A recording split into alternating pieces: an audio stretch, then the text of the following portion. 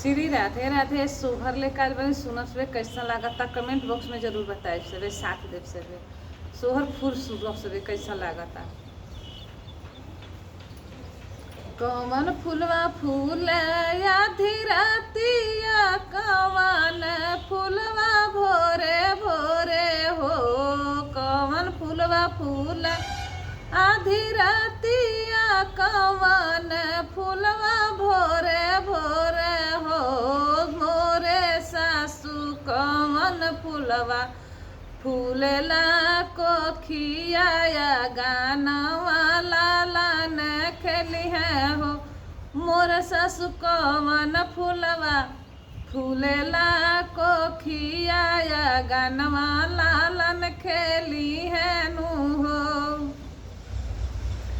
रात रानी फूलवा फूल आधी रातिया, तड़ौल फूलवा भोरवे भोरवे हो।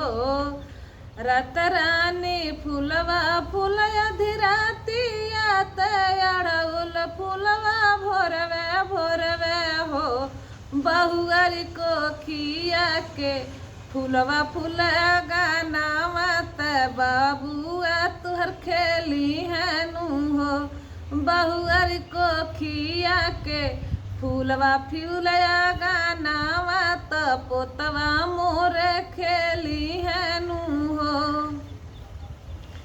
ए सासू कैसन होला फूलवा राती रानिया के हो।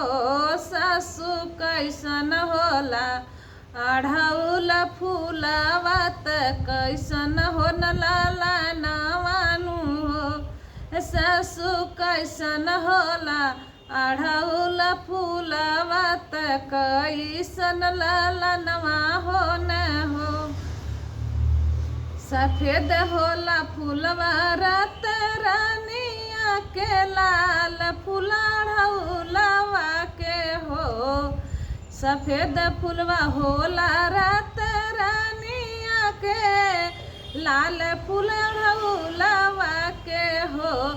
बहुआर गुलाब फूलवा फूलेला कोखिया, गनवा हमरे खेली है नु हो। बहुआर गुलाब फूलवा फूले तुहरे कोखिया, गनवा लाल खेली है